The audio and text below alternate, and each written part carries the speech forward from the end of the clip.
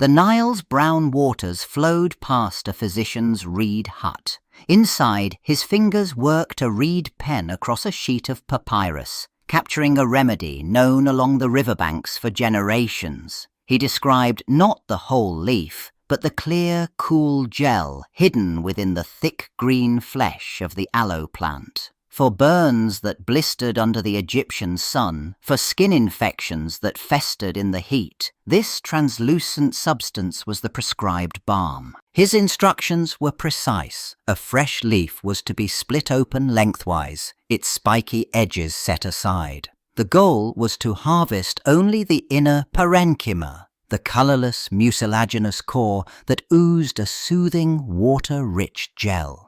This was carefully scraped free with a shell or a flat stone, avoiding the thin layer of bitter yellow sap that clung just beneath the leaf's green skin. The process isolated the healing agent from the plant's other, more aggressive juices. The finished prescription joined others in a leather case, a record of empirical knowledge. It showed an ancient, intuitive understanding of the aloe leaf's complex anatomy. Centuries before science named the compounds, this healer on the Nile knew where the gentle medicine resided and how to separate it from the rest of the plant. The gel's reputation for cooling relief began here, written in ink that would darken over 3.5 millennia.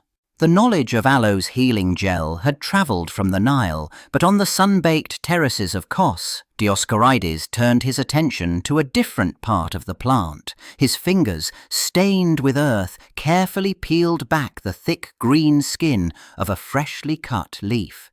Just beneath that surface, a bitter yellow sap began to bead and ooze. He collected this viscous latex into a small clay vessel, its acrid scent sharp in the Mediterranean air. In his meticulous notes, he recorded this substance not as a salve, but as a powerful purgative. A tiny measured dose, he wrote, could forcefully clear the human gut, a drastic remedy reserved for the most stubborn of internal blockages. This marked a critical distinction. The same leaf now held two identities, the clear inner gel that cooled burns, and this potent yellow latex that provoked violent evacuation. Dioscorides had documented the plant's first major chemical split, unknowingly isolating the very compounds that, millennia later, would threaten a different species entirely.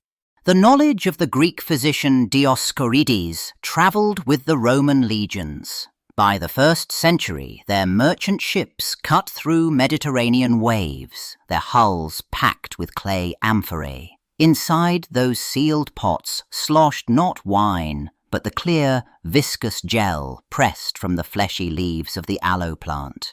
It was a standard cargo, bound for military outposts and apothecaries across the empire.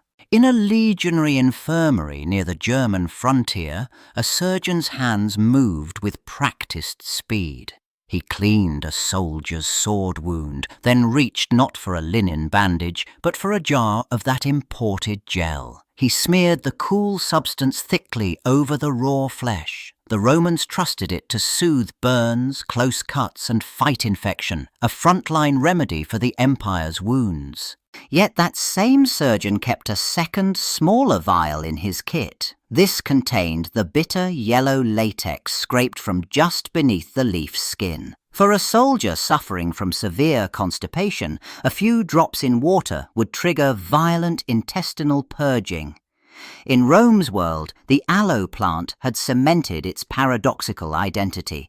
The outer leaf's latex was a harsh internal purge, while the inner gel remained a trusted external healer. As Roman ships faded from Mediterranean trade routes, the knowledge of aloe migrated east. In the 10th century, within the bustling intellectual centres of the Arab world, an alchemist bent over a clay distillation apparatus. He wasn't seeking gold, but rather the essential virtues of plants, carefully heating leaves to capture their vaporous spirits in coiled glass tubes. This meticulous work fed into vast, systematic pharmacopoeias. Scholars like Al-Kindi documented aloe with unprecedented precision, creating detailed entries that separated the plant's two distinct substances. They described the clear, mucilaginous inner gel for cooling burns, and they warned separately of the bitter, yellow exudate that seeped from the leaf's outer layers. Their texts explicitly cautioned that this bitter latex was a violent purgative to be administered in minute, controlled doses. This wasn't vague herbalism, it was a chemical understanding born from observation. They had identified, centuries before modern chemistry, that a single leaf housed both a healer and a harsh irritant within its fleshy confines. As Arab pharmacopoeias travelled west, aloe vera found a new home in Europe's burgeoning botanical gardens. A gardener in the humid glasshouse of a royal collection carefully wiped dew from the thick, fleshy leaves of a potted specimen. His shears trimmed a dry tip, revealing the clear inner gel that had been prized for millennia and the bitter yellow sap that dripped from just beneath the waxy green skin. Across the continent, Swedish botanist Carl Linnaeus examined similar specimens, his quill scratching across parchment. He gave the plant its enduring scientific name, aloe vera, formally distinguishing it from hundreds of other aloe species. His classification hinged on those same physical traits, the succulent's rosette of lance-shaped leaves, its serrated edges, and its capacity to store that distinctive viscous fluid within. This precise botanical naming created a stable reference point for all future study. Now, any physician or chemist could be certain they were examining the true vera, the true aloe. The plant was no longer just a historical remedy. It was a defined species, its anatomy catalogued, waiting for the next generation of scientists to probe the secrets of its dual-natured sap. The aloe plant, now neatly classified and growing in botanical gardens worldwide, presented chemists with a concrete puzzle. In a laboratory in the United States during the early 1900s, a researcher carefully sliced open a thick leaf. He watched as the bitter yellow sap, the same substance Dioscorides had described millennia earlier, oozed from just beneath the green skin. His goal was to capture and crystallize the pure chemical essence of that ancient purgative. The chemist worked methodically, evaporating solvents and watching for the first signs of solid formation. Under the microscope, sharp, needle-like crystals began to precipitate from the concentrated latex. These were not simple salts or sugars, but complex organic structures.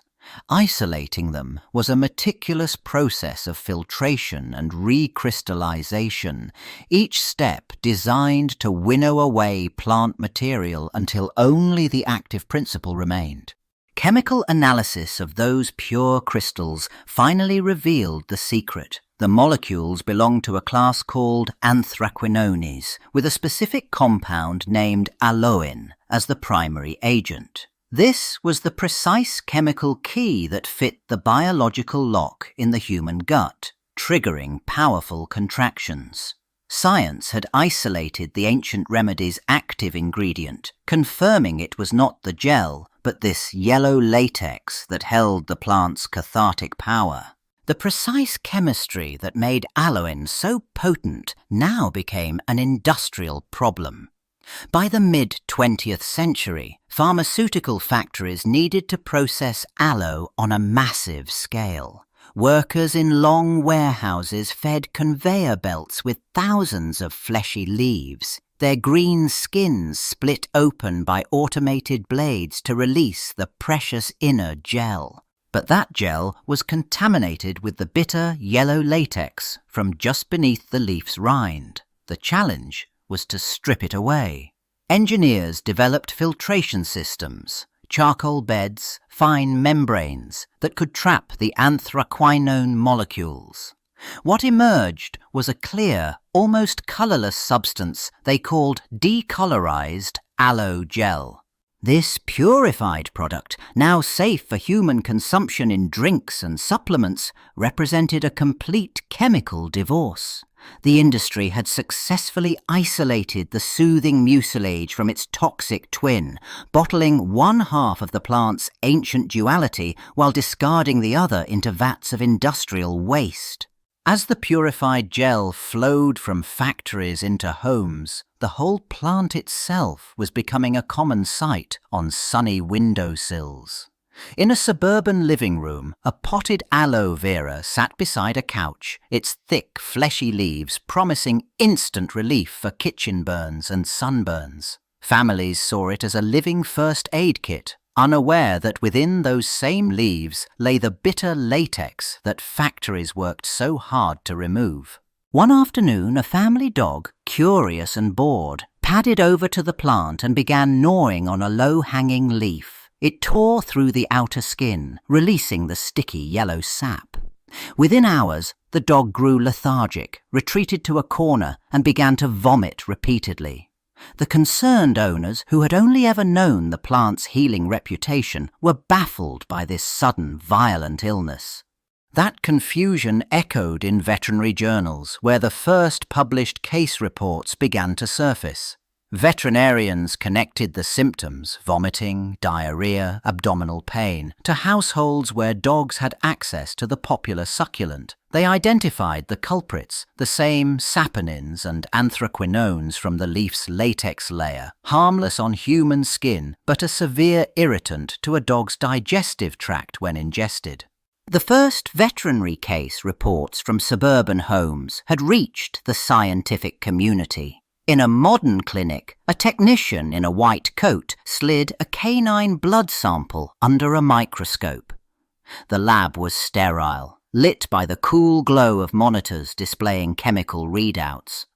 This wasn't about treating a burn. It was about decoding a toxic reaction that had puzzled pet owners for years. The analysis pinpointed the culprits: saponins and anthraquinones, the very compounds concentrated in the leaf's bitter yellow latex. In a dog's digestive tract, these chemicals acted as severe irritants. They triggered inflammation, disrupting the delicate lining of the stomach and intestines. This explained the documented symptoms: the profound lethargy, the acute vomiting, the distressing diarrhea that followed ingestion.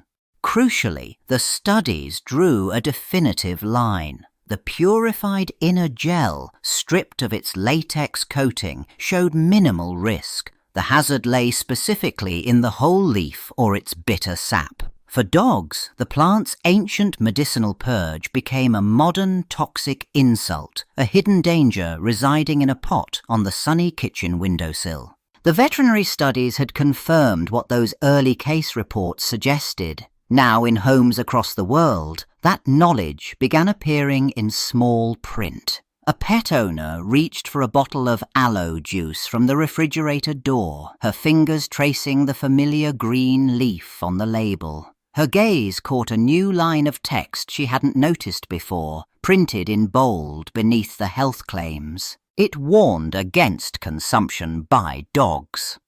The very compounds that ancient physicians had harnessed as a purgative, the anthraquinones concentrated in the leaf's bitter yellow latex, were the culprits.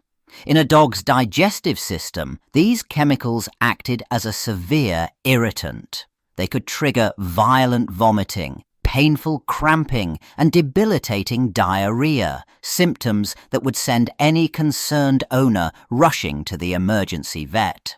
The paradox was now complete. The same thick leaf that sat on her kitchen windowsill, its clear gel ready to cool a human sunburn, held a hidden danger for her curious Labrador.